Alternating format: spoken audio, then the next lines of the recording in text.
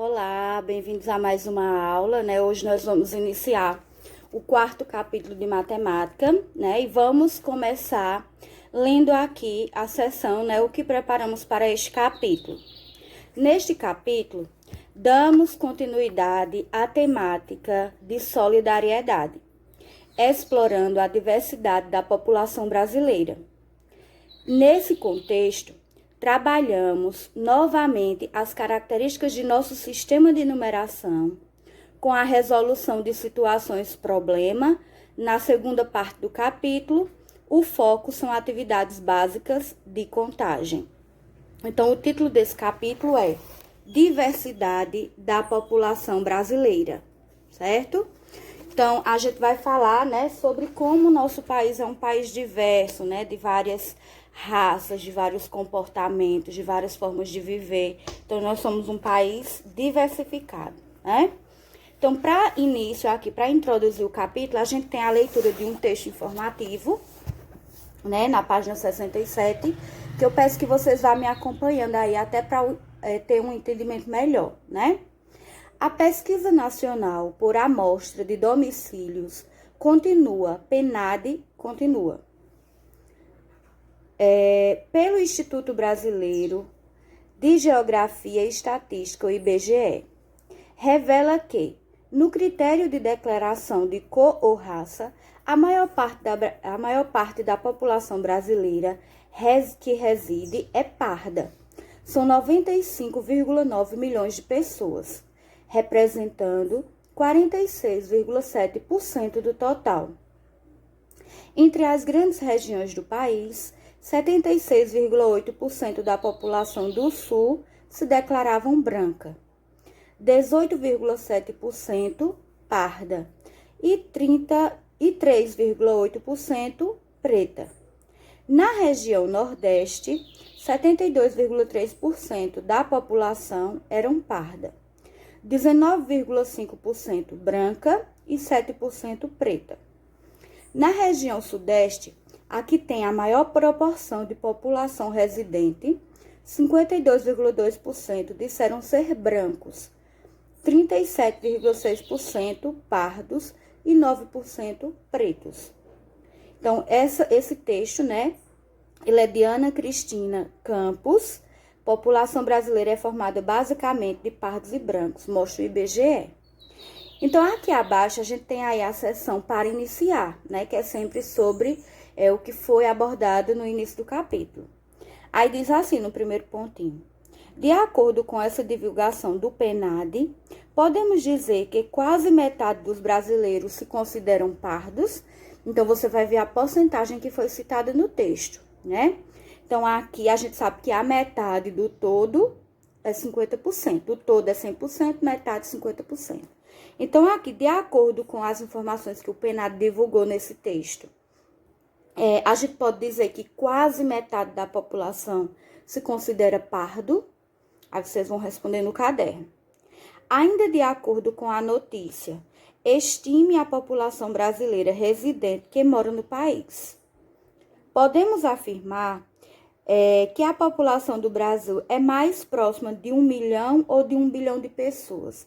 Então, você vai estimar, fazer uma estimativa mentalmente, né? E vai responder aí se você acha que chega a 1 milhão ou a 1 bilhão de pessoas morando no nosso país, de acordo até com a porcentagem que é dita no texto, né?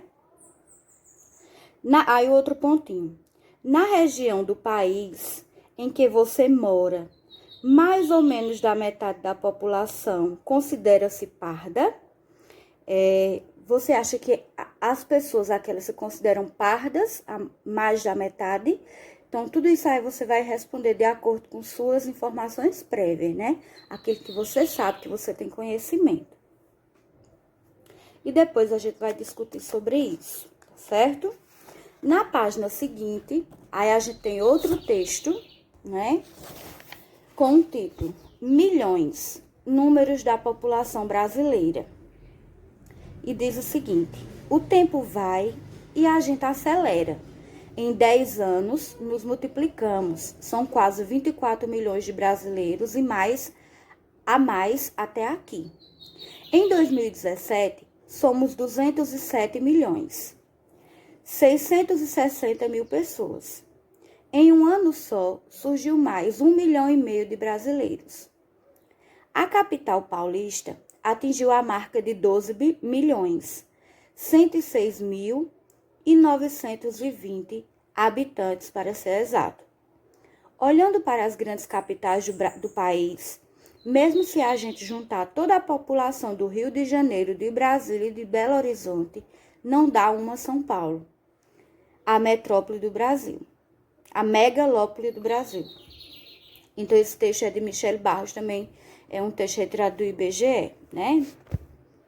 Aí abaixo a gente tem aí, né, uma imagem da cidade de São Paulo, né, de uma cidade cheia de prédios, e diz o seguinte: os números da classe dos milhões são compostos por até 9 algarismos e podem ser compostos em centenas de milhões, dezenas de milhões, unidades de milhões, centena de milhar, dezena de milhar, unidade de milhar, centena, dezena e unidade simples.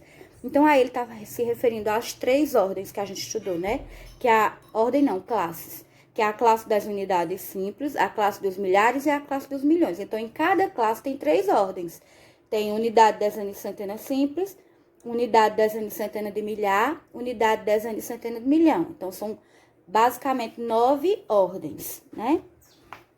Seguindo o exemplo do número associado à população do Brasil no quadro posicional, represente. Primeiro pontinho. Qual é o aumento da população brasileira em 10 anos citado no texto? Aí você vai voltar lá no texto e vai procurar, né, em 10 anos, quanto foi que foi aumentado na população brasileira e vai representar o número aqui no quadro de valor posicional. Segundo pontinho. Quantas pessoas surgiram em apenas um ano? Então, essa informação também tem lá no texto. Você vai pegar essa informação e vai representar o número aqui, onde tem número 2. Aí você vai botar o número no quadro de valor posicional. E o terceiro pontinho, qual é a população da capital paulista? Que também diz no texto. Aí você vai representar no quadro de valor posicional.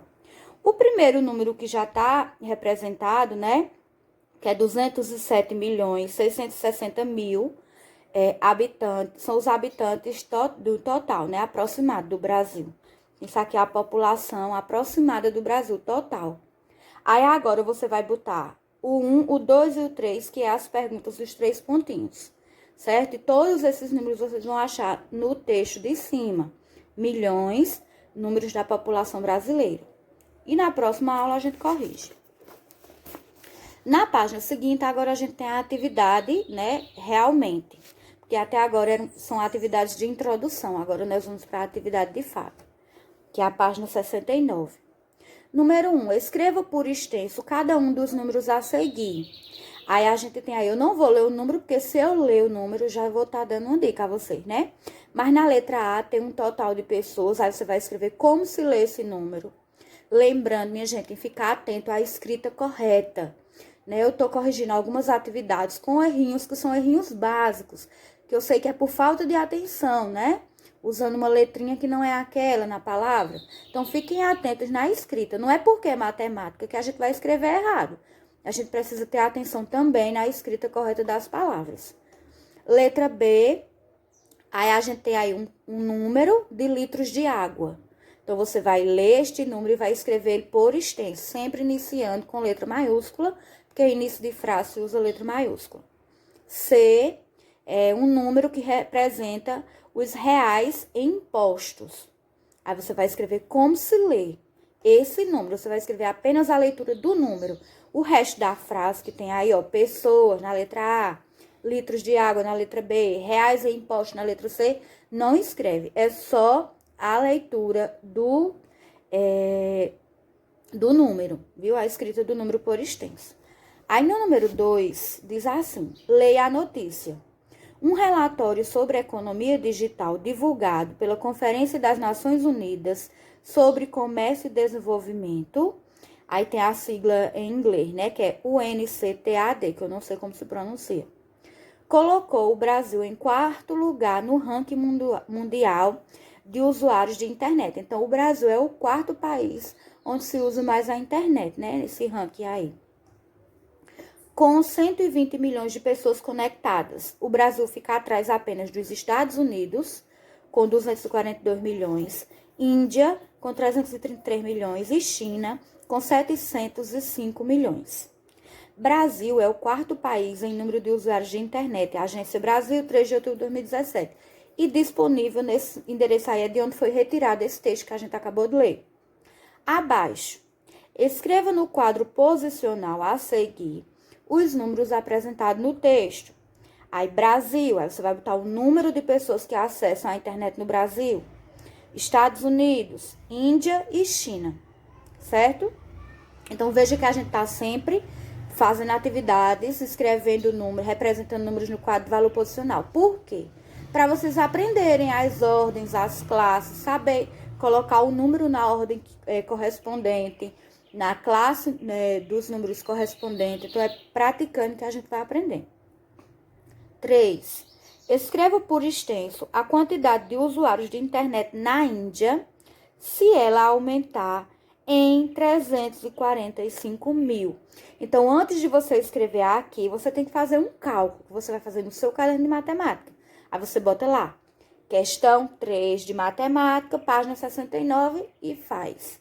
Então, você tem que ver o número atual da Índia e se acrescentasse a esse número, se aumentasse a esse número, 345 mil, quanto ficaria de pessoas acessando a internet?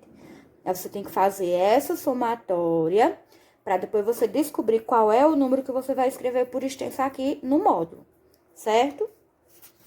Na página seguinte, aí diz assim, que é a página 70. Como é a nossa Terra? Vamos conhecer mais um pouco a calculadora e, com isso, trabalhar outras atividades com os números decimais. Veja, você já conhece a maioria das teclas da calculadora. A tecla ON e C serve para ligar o aparelho e para limpar a tela. A OFF serve para desligar o aparelho.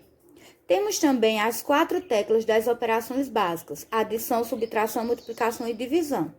E os 10 algarismos de nosso sistema de numeração. Hoje vamos aprender a trabalhar com o ponto. Então, a gente já sabe, né, que existe a tecla ON, certo? Que é essa aqui, ó. Que é onde a gente liga, desliga a calculadora ou limpa, né, os algarismos aqui. Tem os sinais de adição, de subtração, de multiplicação e divisão, né, que a gente usa. E tem os números que vai de 0 a 9, os algarismos, né? Aí agora nós vamos aprender como é que a gente usa o ponto na calculadora. Como as calculadoras são fabricadas com peças importadas, ou seja, de fora do nosso país, do exterior, elas seguem tradicionalmente o padrão inglês de se usar o ponto onde nós usamos a vírgula. Então, nos outros países, eles usam o ponto no lugar onde a gente, aqui no Brasil, usa a vírgula. E, geralmente, as calculadoras não indicam separação de classe. Então, lá não tem unidade, dezena e centena, ponto. Unidade, dezena e centena de milhar, ponto. Unidade, dezena e centena de milhão, ponto. Lá eles não separam as classes, né? O número aparece por inteiro e você tem que ter a noção dos números que formam determinada classe. Veja como alguns números são representados na calculadora. Por exemplo, o número 1000. Estão vendo, ó? O número 1000 era para ele ter um pontinho aqui, ó. Antes do 1. Porque aqui a gente tem unidade, aqui a gente tem dezena, aqui a gente tem centena e aqui a gente tem unidade de milhar. Porém, na calculadora não aparece. Aqui, nós temos o número 105 inteiros e 2 décimos, que é um número decimal. Porém, em vez da vírgula, aparece o ponto, ó. 105,2. No caso, aqui seria uma vírgula, porque é um número decimal. Mas a calculadora, como é de acordo com as regras inglesas, eles usam o ponto. E abaixo, ao lado, a gente tem o número 125 centésimos, né?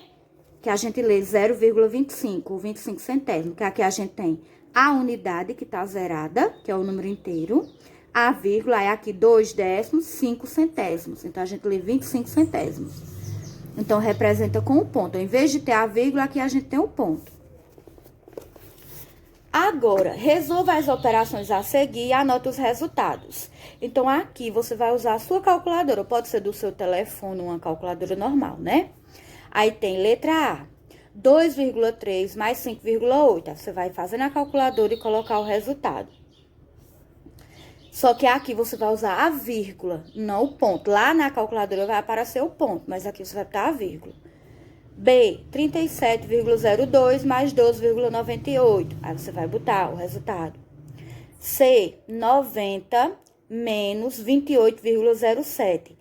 Aí aqui, minha gente, onde tem a vírgula, você vai botar ponto na calculadora. Por exemplo, quando você for somar na letra A, 2,3 mais 5,8, a gente já viu que na calculadora não se usa vírgula, então você vai botar 2,3 mais 5,8, porque senão dá errado, viu? Aí D, 27,01 menos 3,94, aí coloca o resultado no tracinho. Aí o Francisco e a Ana estão indicando aí algumas coisas para vocês. O Francisco está dizendo o seguinte: digite 25,0 em sua calculadora. Depois tecle o sinal de igual e veja o que acontece. Legal, não é? Lembre-se, 25,0 é igual a 25. É o que eu disse. O zero aqui, né, no caso aqui do exemplo da Ana, é como se ele não estivesse, só tem o número 25 inteiro. Porque aqui tá zerada a ordem do décimo, então não tem nenhum décimo, então é só 25 inteiros. Por isso que 25,0 é igual a 25, normal, número inteiro, tá certo? Então, vocês vão fazer, né, essas páginas das atividades. E na próxima aula, que será amanhã, sexta-feira, a gente vai fazer a correção na webconferência. Nós vamos fazer uma webconferência amanhã, no mesmo horário, de 2 horas da tarde, tá certo? Então, amanhã nós vamos corrigir todas essas páginas na webconferência. Nós vamos nos organizar para não ficar, né, todo mundo falando ao mesmo tempo, para ficar bem entendido. Então, hoje, vocês vão fazer todas essas atividades, que são atividades simples, fáceis de fazer, mas se vocês tiverem alguma dificuldade, é só me chamar, né? É só entrar em contato que eu explico. Então, vocês vão realizar. E quando for amanhã, na webconferência de 2 horas da tarde, aí a gente corrige, discute sobre as dúvidas de vocês e damos a sequência para as próximas páginas, tá certo? Então, por hoje é só um beijo, bom estudo para todos.